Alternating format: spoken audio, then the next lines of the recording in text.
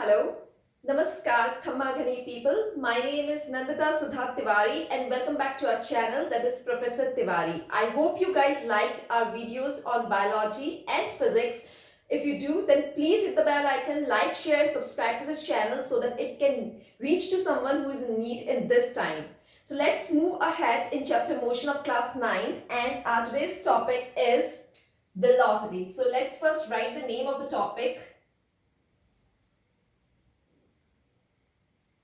Okay, so we will going to study about velocity today. What is velocity? We have already completed motion, introduction of motion, distance, displacement, how they are different from each other, uniform motion and speed, non-uniform motion, and now we're gonna study about velocity.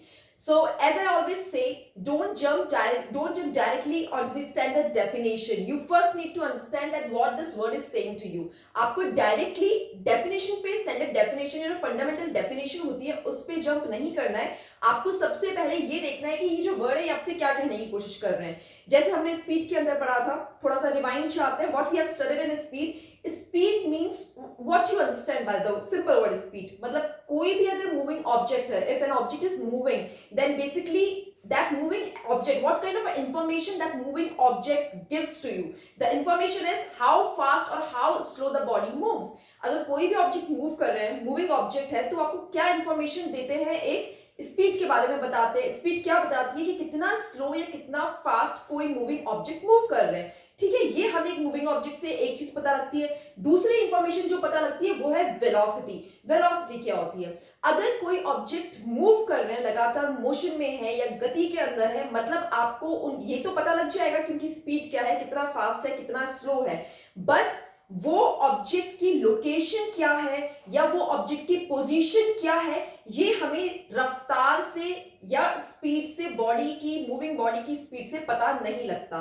तो अगर आपको किसी moving body की location पता करनी है, position पता करनी है, तो उसके लिए आपको एक काम करना पड़ता है. वो है कि आपको उस बॉडी का डायरेक्शन पता होना चाहिए कि वो किस डायरेक्शन के अंदर मूव कर रही है. और अगर डायरेक्शन पता करना है तो आपको वेलोसिटी की बात करनी पड़ेगी.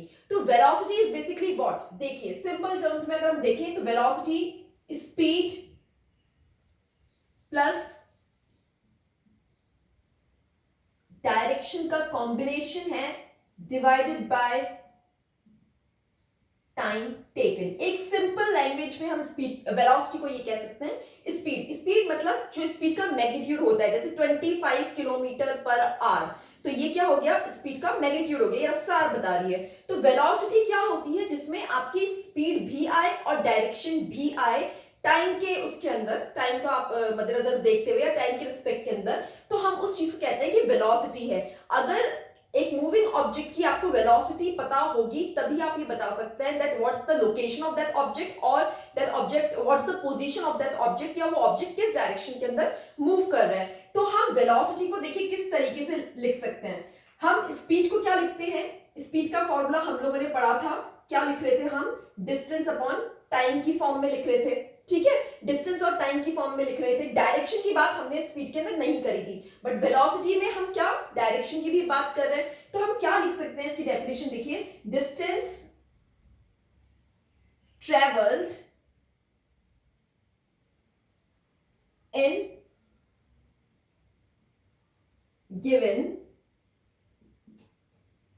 given direction divided by time taken. तो जैसे मैंने बात करी थी कि स्पीड के साथ में डायरेक्शन आ जाए और टाइम डिवाइडेड हो तो हमें वेलोसिटी मिल जाती है. स्पीड में क्या था? डिस्टेंस अपॉन टाइम था. तो जब डिस्टेंस मतलब अगर आपने कोई दूरी तय करी है, एक moving object, if a moving object is basically covering something, covering some length और travelling on a path, then definitely distance वहां पे आएगा. स्पीड की जगह हमने डिस्टेंस लिख दिया. और जो डायरेक्शन था, मतलब जब एक मूविंग बॉडी किसी पर्टिकुलर डायरेक्शन में कोई डिस्टेंस कवर करती है और उस डिस्टेंस को कवर करने में जितना टाइम हमें लगता है वो वेलोसिटी कहलाती है. इससे हमें ये एक डेफिनेशन हो गई वेलोसिटी की. इसी से हम और करके भी लिख सकते हैं दूसरी डेफिनेशन वेलोसिटी की. वो दूसरी डेफिनेशन क्या हो जाएगी? जैसे हमने स्टार्टिंग के लेक्चर्स में पढ़ा था कि डिस्टेंस के साथ अगर डायरेक्शन आए तो उसे हम क्या कहते हैं? डिस्प्लेसमेंट. तो आप यहां लिख सकते हैं displacement upon displacement upon time taken. आप चाहे लिखिए distance travelled in given direction पर यूनिट टाइम, या आप लिखिए डिस्प्लेसमेंट पर यूनिट टाइम, डिस्प्लेसमेंट प्रोड्यूस पर यूनिट टाइम, एक ही बात है, ठीक है। तो ये चीज हो गई वेलोसिटी। तो इसका मतलब क्या हुआ, स्पीड तो होता है distance upon time, speed of a body is what, distance travelled per unit time, per means divide and unit of time मतलब टाइम के किसी भी यूनिट के अंदर, चाहे वो सेकंड हो, आर हो या मिनट हो। और वेलोसिटी क्या हो जाती है, velocity is basically speed in a particular direction या distance in a particular direction. So distance travelled in a given direction upon time taken, या फिर डिस्प्लेसमेंट अपॉन टाइम टेकन, आप किसी भी फॉर्म में लिख सकते हैं। बेटर होगा जो यूजुअल वे में अगर आप लिखें, मतलब कॉमन उसके अंदर, तो डिस्प्लेसमेंट लिखें, क्योंकि इसमें शायद हो सकता है आप डायरेक्शन की बात करना भूल जाए, बट डिस्प्लेसमेंट आपको हमेशा ध्यान रहेगा कि displacement is always in direction dependent होता है, while distance is not direction dependent. ठीक है, इतनी बात हो गई। अब आप अगर इसकी स्टैंडर्ड डेफिनेशन लिखना चाहते हैं, तो जैसे मैंने कहा कि फॉर्मूले से हम स्टैंडर्ड डेफिनेशन लिख सकते हैं, तो क्या हो जाएगा, velocity for body is the distance travelled per unit time in a given direction, या फिर velocity of a body is the displacement produced पर unit time. That's it, okay. ये हमारा फॉर्मूला वर्ड फॉर्म में हो गया। अब अगर हमें इसे सिंबॉलिक फॉर्म में लिखना है, तो देखिए हमें पता है, मैंने आपको लास्ट लेक्चर में भी कहा था, I told you in last lecture, कि velocity and speed they both denoted by the same symbol, and that symbol is basically small v. Same for speed and same for velocity, okay? And distance is denoted by s. It doesn't matter whether you're talking about distance or you're talking about displacement, it will be denoted by s. And of course time will also going to be denoted by small t. So the formula for speed and velocity will be similar. The only difference between speed and velocity is direction dependent, while speed is not direction dependent. ठीक है, distance और displacement का difference है। यहाँ आ गया formula, आ गया। तो formula आने के बाद हम किसकी बात करते हैं, हम बात करते हैं यूनिट की। देखिए जैसे मैंने कहा कि फॉर्मूला सेम है, सिर्फ डायरेक्शन का फर्क आ रहा है, तो यूनिट में भी सिर्फ हम किसी और चीज का फर्क नहीं आने वाला है, एक डायरेक्शन साथ में जुड़ता है, बाकी यूनिट सेम रहेगी। डिस्टेंस है और टाइम है, या डिस्प्लेसमेंट है, टाइम है, डिस्टेंस डिस्प्लेसमेंट दोनों ही लेंथ के अंदर आते हैं, तो यूनिट लेंथ की ही लगेगी। तो इसके लिए भी यूनिट हमारी क्या हो जाएगी, metre per second, kilometre per hour, या सेंटीमीटर पर सेकेंड। आप इन्हें ऐसे भी लिख सकते हैं, मीटर सेकेंड, इसको भी आप पर ही बोलेंगे, मतलब इनवर्स में आपने लिख लिया, या किलोमीटर पर आवर को, या सेंटीमीटर पर सेकंड को। तो उसी तरीके से हम इनकी यूनिट, वेलोसिटी और स्पीड की यूनिट सेम होती है। ठीक है, हमारी ये बात हो गई। तो मतलब हमने फॉर्मूले की बात कर ली है, ये यहाँ पे हमने फॉर्मूले की बात कर ली। We have talked about formula. We can write the formula of velocity in two different ways. Then we have talked about the formula in symbolic form. We have talked about the unit. Now the fourth thing is that we need to talk about is the physical quantity. Okay, so what kind of physical quantity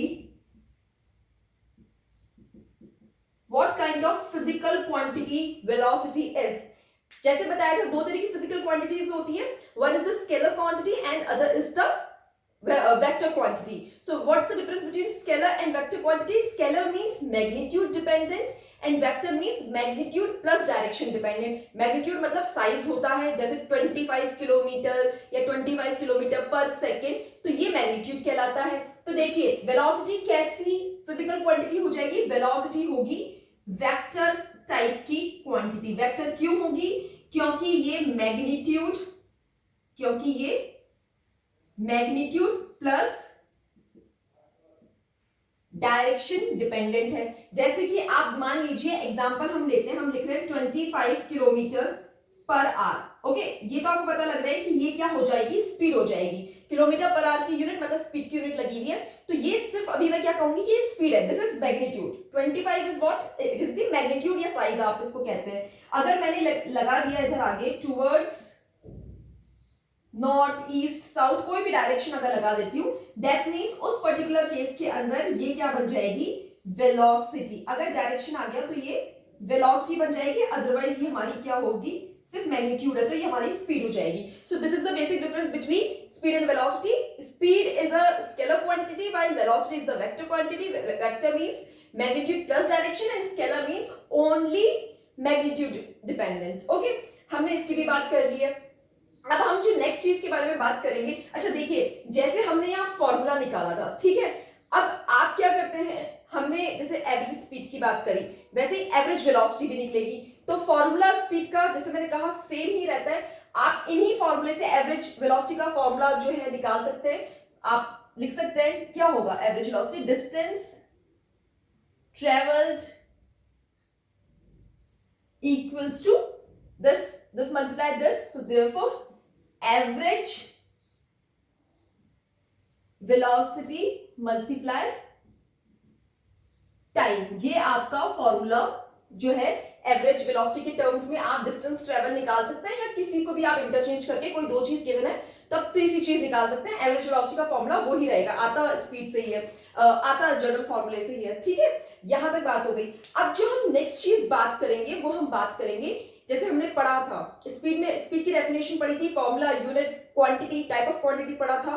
then after हमने ये पढ़ा कि average speed क्या होती है। जो next चीज हम पढ़ते हैं वो होती है यूनिफॉर्म या नॉन यूनिफॉर्म। क्या होगी, स्पीड की बात करें तो यूनिफॉर्म स्पीड की हमने बात करी थी, वैसे ही वेलोसिटी की बात करेंगे तो हम किसकी बात करेंगे, यूनिफॉर्म वेलोसिटी क्या होती है। Okay, so what is uniform velocity, हम उसकी बात करेंगे। So let's just discuss about uniform velocity. As I said, वापस आपको डेफिनेशन पे नहीं जाना है, you just need to think about these two words that what does uniform velocity says to you। ठीक है, यूनिफॉर्म वेलोसिटी आपसे क्या कह रही है, ये हमने यहां लिख लेते हैं, हेडिंग डाल लेते हैं,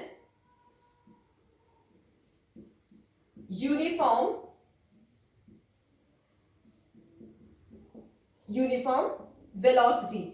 कुछ भी नहीं करना है, कोई डेफिनेशन आपको रखने की जरूरत नहीं है, सीधा आपको ये दो वर्ड्स देखने हैं कि इनसे आपको क्या कहा जा रहा है। यूनिफॉर्म मैंने आपको बताया था, यूनिफॉर्म का मतलब क्या होता है, आप कांस्टेंट वेलोसिटी भी बोल सकते हैं, यूनिफॉर्म हो गया, कांस्टेंट हो गया, बराबर या equal, that these are the synonyms of uniform, ये यूनिफॉर्म के मतलब होते हैं। वही वेलोसिटी का क्या मतलब होता है, वेलोसिटी भी हमने पढ़ा, डिस्प्लेसमेंट अपॉन टाइम होती है वेलोसिटी। तो आप देखिए यूनिफॉर्म से तो हमारे पास, हमने अभी तक क्या पढ़ते हैं, जैसे हमने यूनिफॉर्म मोशन पढ़ा था, तो यूनिफॉर्म चीज हम किस में पढ़ रहे हैं, मोशन में, तो डेफिनेटली कुछ डिस्टेंस कवर होगा, कुछ टाइम आएगा, डिस्टेंस कवर होगा तो टाइम आएगा, that means equal distance. Uniform जब भी कोई चीज मानी जाएगी जब हम बात करेंगे equal distance in equal interval of time. ठीक है, ये हमें पता है, यूनिफॉर्म का मतलब इक्वल होता है, बराबर, सेम, सच, मतलब जो चलता रहे टाइम के साथ में। तो जब इक्वल डिस्टेंस कोई चीज कवर करेगी इक्वल इंटरवल ऑफ टाइम में, no matter how small that time interval is, time interval hour में हो, मिनट में हो, सेकंड्स में हो या फ्रैक्शन ऑफ सेकंड्स में हो, फर्क नहीं पड़ता, बट जब कोई बॉडी इक्वल डिस्टेंस कर रही है cover equal interval of time में, तो वो यूनिफॉर्मिटी शो करती है, चाहे किसी के भी रेस्पेक्ट में पड़े। ठीक है, अब देखिए वेलोसिटी से हमें क्या दो चीजें समझ में आती है, डिस्प्लेसमेंट, ऑफ कोर्स टाइम के रिस्पेक्ट के अंदर। सो what is displacement, basically displacement हमने क्या पढ़ा था, डिस्प्लेसमेंट क्या होता है, डिस्प्लेसमेंट इज बेसिकली इनिशियल एक स्ट्रेट लाइन, जो है स्ट्रेट लाइन पाथ होता है इनिशियल और फाइनल पोजीशन के बीच में, तो स्ट्रेट लाइन पाथ। और दूसरा डिस्प्लेसमेंट हम किसकी बात करते हैं, डायरेक्शन की। तो देखिए एक तो हमें जरूरी है इसके अंदर स्ट्रेट लाइन पाथ, ये हमने डिस्प्लेसमेंट की डेफिनेशन से पढ़ा था, तो स्ट्रेट लाइन पाथ, ठीक है, और दूसरी चीज हमने इसमें क्या पढ़ी थी, डायरेक्शन जरूरी है। ये दो चीजें डिस्प्लेसमेंट को डिफाइन करने के लिए जरूरी है, और डिस्प्लेसमेंट वेलोसिटी में आता है। तो अब आप देखिए ये वर्ड्स आपको मिल चुके हैं यूनिफॉर्म वेलोसिटी से, तो क्या डेफिनेशन बन जाएगी यूनिफॉर्म वेलोसिटी की। सबसे पहले आपको एक ऑब्जेक्ट चाहिए, ऑब्जेक्ट किस कैटेगरी का होना चाहिए, मूविंग ऑब्जेक्ट होना चाहिए। So what will be our definition, a body has uniform velocity if the object moves on a straight line path, if an object moves on a straight line path in a specified direction। ठीक है, direction होना जरूरी है क्योंकि displacement आ रहा है velocity में। So a body has a uniform velocity if an object moves on a straight line path in a specified direction and covers equal distance in equal interval of time.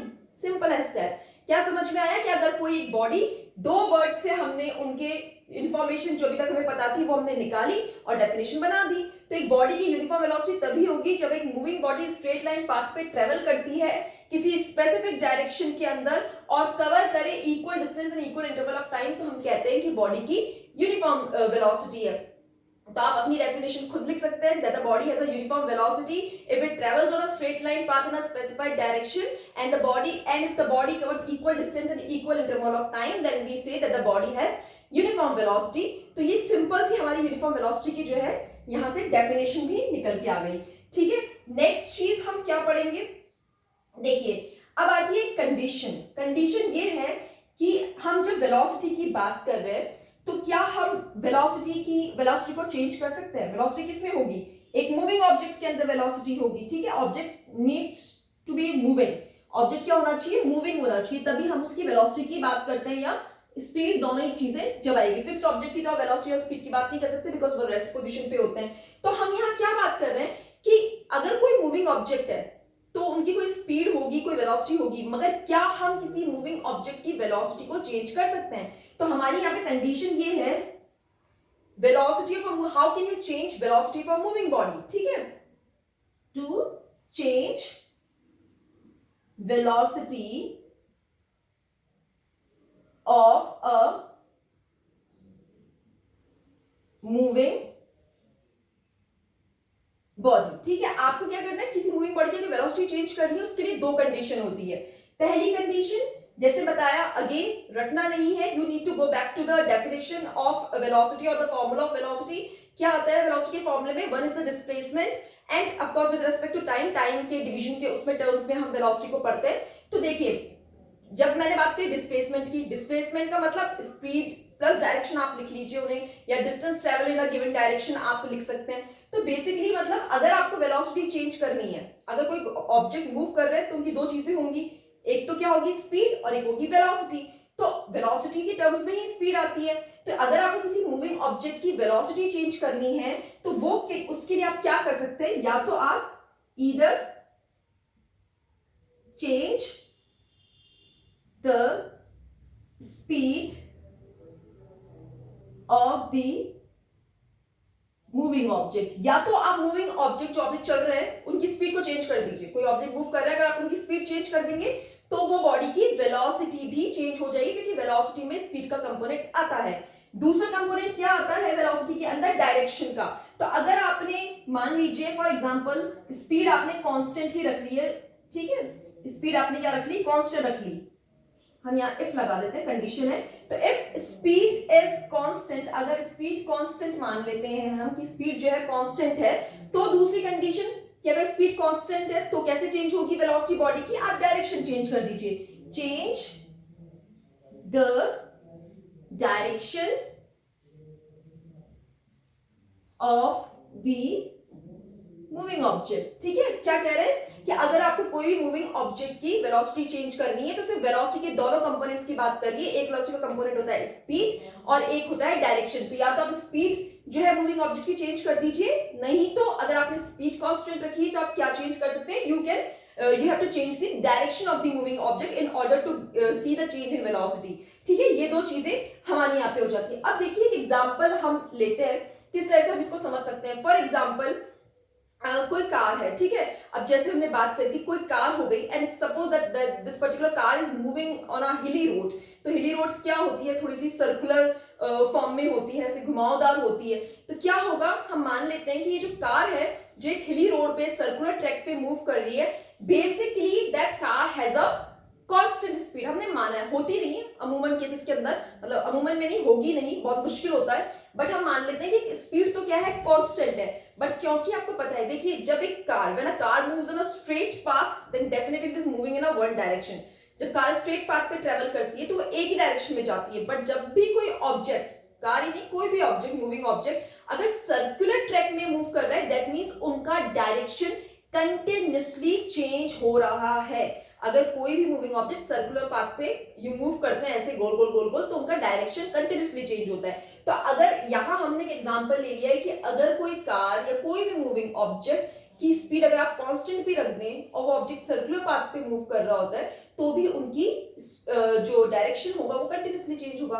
तो हमें velocity एक moving object की change करने के लिए दो ही condition चाहिए, या तो स्पीड को चेंज कर दीजिए या फिर डायरेक्शन ऑफ मूविंग ऑब्जेक्ट जो है वो आप चेंज कर दीजिए, तो आपकी वेलोसिटी चेंज हो जाएगी. और इस तरह का जो मोशन होता है जैसे बताया मैंने example that if a car is moving on a circular track on some hilly road and if we consider that it's if we suppose that its speed is constant and because the object is moving on a circular track then definitely its direction is getting changed every then and now. तो इस तरह के motion को accelerated motion भी कहते हैं. Acceleration हम आगे पढ़ेंगे बट एक छोटी सी जानकारी के लिए एक्सेलरेटेड या एक्सेलरेशन का मतलब होता है चेंज इन वेलोसिटी. ठीक है, चेंज इन वेलोसिटी. तो वेलोसिटी चेंज हो रही है कि डायरेक्शन चेंज हो रहा है, यहाँ ये बात हो गई. अब हम देखिए एक और चीज में से पढ़ लेते हैं हम. मैंने यूनिफॉर्म वेलोसिटी की बात करी तो यूनिफॉर्म वेलोसिटी अभी मैंने बताया कि स्ट्रेट लाइन पे होनी चाहिए, डायरेक्शन किसी फिक्स डायरेक्शन में होना चाहिए और इक्वल डिस्टेंस कवर करे इक्वल इंटरवल ऑफ टाइम में. ये जो केस है कार वाला कि अगर कोई object car continuously constant speed से चल रही है, अगर किसी ऑब्जेक्ट की स्पीड सर्कुलर ट्रैक ना भी हो, एक सिंपल रोड ही हो, अगर एक सिंपल स्ट्रेट रोड पे भी इफ अ कार और एनी मूविंग ऑब्जेक्ट और a body is moving with a constant speed but if its velocity is getting change और if its velocity when the velocity will going to change either you have to change the speed of the moving object or you have to change the direction. So if we consider that the speed of the object is constant but if its direction is continuously changing तो वो uniform velocity नहीं होगी. Uniform velocity नहीं होगी. अगर direction भी continuously change हो रहा है तो वेरिएबल वेलोसिटी हो जाती है, मतलब नॉन यूनिफॉर्म वेलोसिटी हो जाती है. चाहे आपका स्पीड कांस्टेंट रहे तो भी अगर डायरेक्शन चेंज होगा तो वो नॉन यूनिफॉर्म वेलोसिटी के केस के अंदर आएगी. ठीक है, यहां तक हो गया.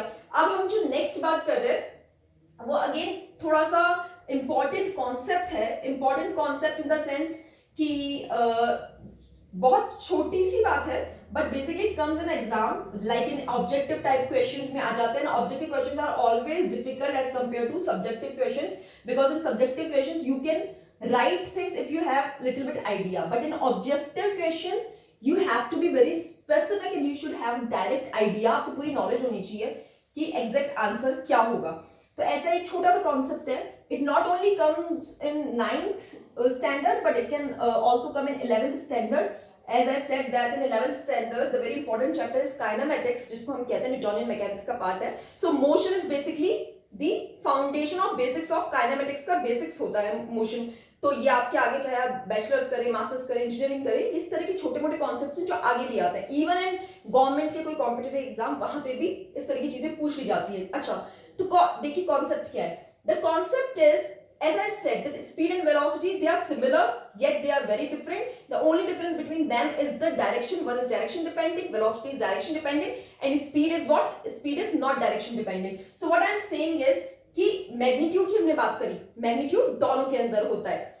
तो अब क्वेश्चन ये है कि स्पीड और जो वेलोसिटी है, जो आपको कॉन्सेप्ट कह रहे हैं वो कह रहे हैं कि स्पीड और जो वेलोसिटी का मैग्नीट्यूड, कोई भी मूविंग ऑब्जेक्ट की स्पीड भी होगी वेलोसिटी भी होगी, तो उस मूविंग ऑब्जेक्ट की स्पीड और वेलोसिटी का जो मैग्नीट्यूड होगा वो जरूरी नहीं है कि हमेशा इक्वल हो. ठीक है, what I am saying is it is not necessary, it is not necessary that it is not necessary that the magnitude of velocity and speed is always equal और सेम. जरूरी नहीं है किसी भी मूविंग ऑब्जेक्ट की speed और velocity का magnitude हमेशा ही सेम होगा.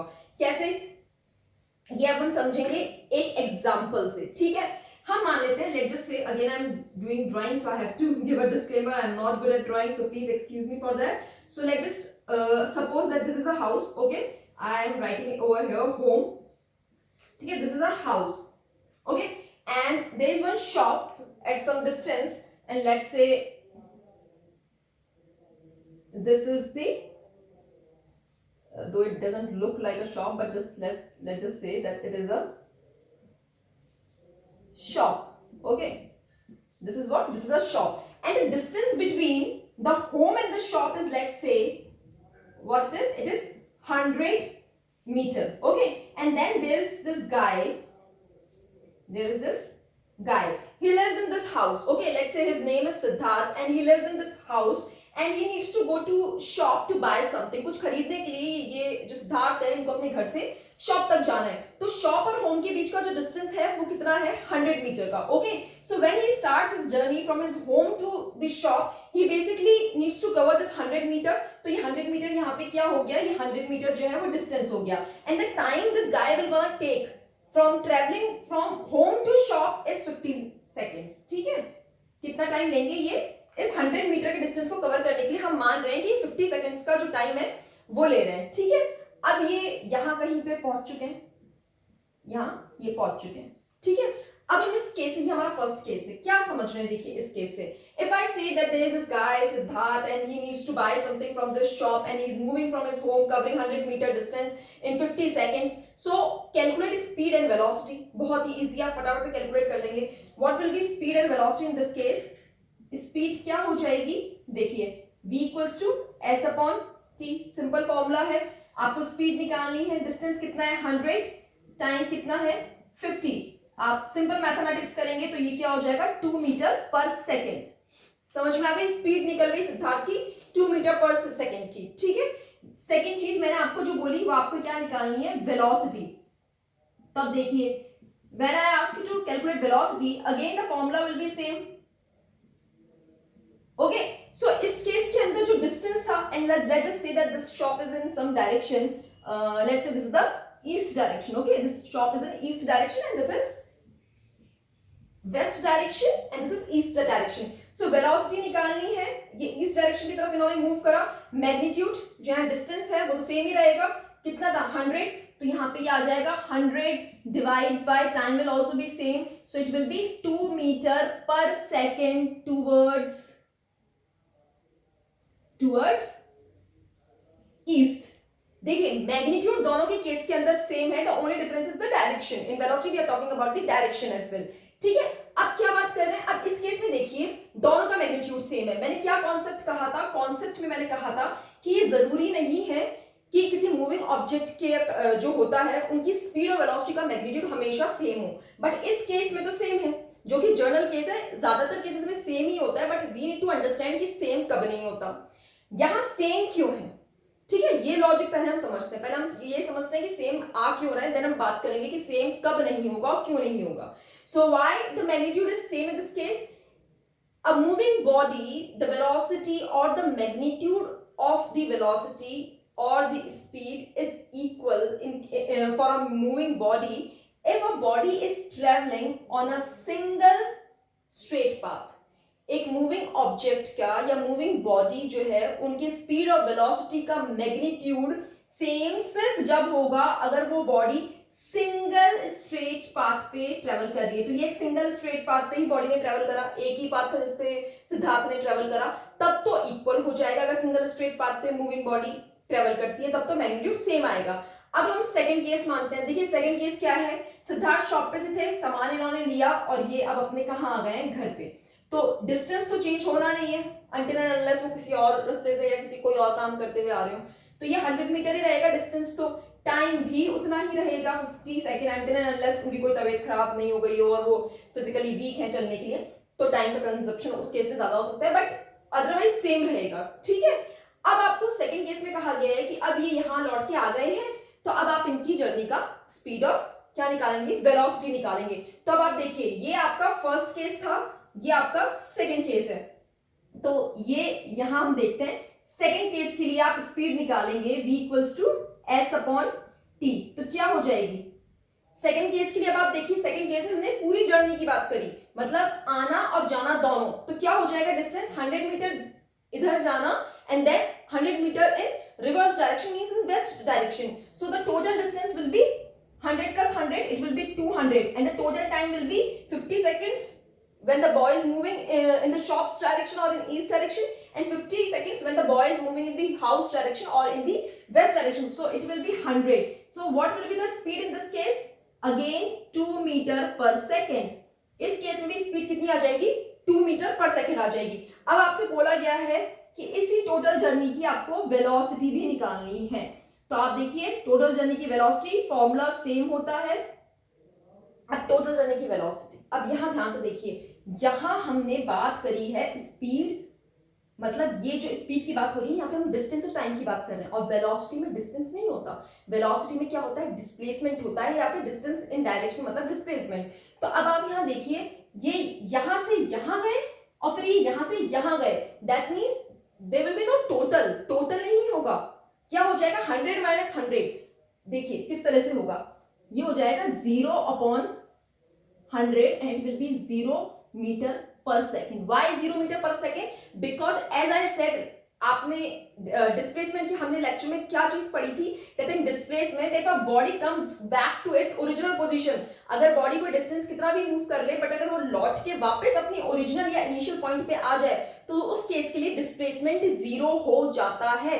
तो इसलिए हमारा जो डिस्प्लेसमेंट का कॉन्सेप्ट था यहाँ पे वो क्या हो गया, जीरो, और ये हमारी जो वेलोसिटी है इस केस में जीरो आ गई। तो अब आप देखिए सेकेंड वाले कंडीशन के अंदर, फर्स्ट वाली कंडीशन में स्पीड और वेलोसिटी का दोनों का मैग्नीट्यूड सेम था, बट सेकेंड वाली जो हमने केस की बात करी वहां पे जो मैग्नीट्यूड है स्पीड और वेलोसिटी का, they are different. And why so, because as I said the magnitude of speed and velocity can only be equal if the body is travelling on a single straight line path. अगर एक body single straight line path पे travel कर रही है तभी magnitude of speed और velocity का same होगा। अब यहाँ पे ये स्ट्रेट लाइन पाथ तो है मगर सिंगल स्ट्रेट लाइन पाथ नहीं है, ये डबल स्ट्रेट लाइन पाथ हो गया। तो डबल स्ट्रेट लाइन पाथ मतलब कंडीशन फुलफिल नहीं हो रही, ये एक रीजन हो गया कि इनका मैग्नीट्यूड सेम नहीं है। ज्यादातर केसेस में सेम होता है, बट आपको ये कॉन्सेप्ट ध्यान रखना पड़ेगा for objectives not only in 9th standard but of course in 11 और in any standard you go आगे। अगर आप काइनेमेटिक्स या मोशन या मैकेनिक्स अच्छे से करना चाहते हैं, so it is very important कि आप इस चीज को ध्यान रखें। और रटना कुछ नहीं है, हमने रटा कुछ भी नहीं, ये डिस्प्लेसमेंट हुई, हमने स्टार्टिंग में कंडीशन पढ़ ली थी, so you just need to connect the dots. अब यहाँ पे आप एक और चीज देखिए, ये स्पीड थी, ये वेलोसिटी थी, ये सिर्फ स्पीड नहीं है, ये जो यहां पे आई है इस केस के अंदर, ये एवरेज वेलोसिटी, एवरेज स्पीड कहलाएगी। क्या कहलाएगी, it will be average speed. क्यों एवरेज स्पीड कहलाएगी, because we have talked about the total journey. So when we talk about, as I said, जब भी हम टोटल की बात करते हैं तो वहां पे हम एवरेज की बात करेंगे, चाहे वो स्पीड का केस हो या वेलोसिटी का केस हो, ठीक है। तो ये एवरेज स्पीड हमने निकाली। वैसे ही ये जो वेलोसिटी आई है सिंपल वेलोसिटी नहीं है, what it is average velocity. ये क्या है, ये एवरेज वेलोसिटी है। तो अब आप एक और चीज यहां से ध्यान रखिए, एक तो हमने पढ़ लिया कि स्पीड और वेलोसिटी जो है वो हमेशा उनका मैग्नीट्यूड जो है वो इक्वल नहीं होगा। इक्वल से उसी केस में होगा जब body single straight line path पे ट्रेवल कर रही है, और अगर सिंगल स्ट्रेट लाइन पाथ पे ट्रेवल नहीं करती है तो उनका मैग्नीट्यूड सेम नहीं होगा। एक तो ये कॉन्सेप्ट हमें समझ में आ गया। दूसरा कॉन्सेप्ट हमेशा ध्यान रखिए, क्या है कॉन्सेप्ट, थोड़ा सा हम इसको रब कर लेते हैं। इसी चीज से उससे हमें एक और चीज जो है कॉन्सेप्ट हमारा क्लियर होगा। वो कॉन्सेप्ट ये है, so the concept is average speed can never be zero. Average speed कभी भी जीरो नहीं होगी। क्यों नहीं होगी, ये क्वेश्चन पूछ लिया जाता है। As I said, not only in 9th standard और 11th या in BSc, MSc or engineering, even if you are giving any government exam, competitive exam where you have to understand basics, अगर आपको पढ़नी है, फिजिक्स आती है अगर उसमें, तो मोशन ऑफ कोर्स आता है, मोशन और इलेक्ट्रिसिटी, तो आपसे पूछ लिया जाता है कि एवरेज जो स्पीड है वो जीरो होती है क्या, एवरेज स्पीड जीरो हो सकती है क्या? नहीं हो सकती। क्यों नहीं हो सकती? देखिए सिंपल सी बात है, स्पीड के फॉर्मूले में देखिए क्या आ रहा है, स्पीड के फॉर्मूले में आता है डिस्टेंस अपॉन टाइम। एक तो टाइम कभी जीरो नहीं हो सकता, ठीक है, खैर टाइम अगर जीरो हो भी जाता तो वो इनफाइनाइट होता। हम ऊपर वाले की बात कर रहे हैं। स्पीड के केस में क्या आता है, डिस्टेंस, ठीक है, हम एवरेज स्पीड की बात कर रहे हैं। डिस्टेंस कभी हमने पढ़ा था डिस्टेंस के अंदर कि डिस्टेंस कभी भी जीरो नहीं हो सकता। If you have shifted from your original position, अगर आप इतना भी शिफ्ट हुए, you have covered something, you have covered some length, तो डिस्टेंस कभी जीरो नहीं होता। डिस्टेंस आ रहा है स्पीड के फॉर्मूले में, तो स्पीड कभी जीरो नहीं हो सकती, और स्पीड, एवरेज स्पीड जो है स्पीड का ही पार्ट है, तो इसलिए ध्यान रखिए कि एवरेज स्पीड भी कभी जीरो नहीं हो सकती। दूसरी चीज, एवरेज वेलोसिटी जो है वो बिल्कुल जीरो हो सकती है। एवरेज वेलोसिटी जीरो हो सकती है। क्यों? इसलिए हो सकती है, कैन बी जीरो, ठीक है, यहां लिख देते हैं can be zero. How can average velocity be zero? Again velocity के आप फॉर्मूले पे जाइए, क्या आता है, displacement upon time. And as I told you in the second lecture I guess कि डिस्प्लेसमेंट, डिस्टेंस कभी भी जीरो नहीं हो सकता मगर डिस्प्लेसमेंट जीरो हो सकता है। And what's the condition for displacement to be zero, the body has to return to its original position. तो अगर बॉडी ओरिजिनल पोजीशन पे कोई भी, कई बार बहुत कॉम्प्लेक्स क्वेश्चंस दे दिए जाते हैं, बहुत सारी आपको वैल्यूज दे दी जाएगी, बहुत सारी चीजें पूछेंगे और एंड में बोलेंगे एवरेज स्पीड और एवरेज वेलोसिटी बताइए।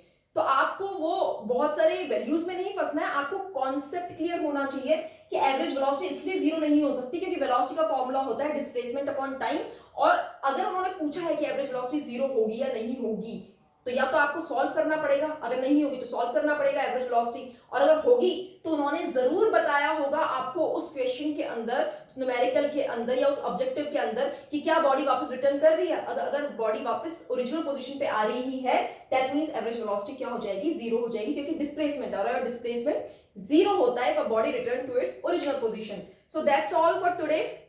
We have covered this topic, we have covered few concepts of velocity and कोई इतना बड़े numericals है नहीं velocity के अंदर. If you find something then you should practice by your own, and if you feel any difficulty you can mention it in the comment section below. If you like the video and if you have any wishes कि आप कुछ और देखना चाहते हैं physics से related, then please mention it in the comment section below. Hit the bell icon, like, share and subscribe. Thank you so much. Khamma Kane.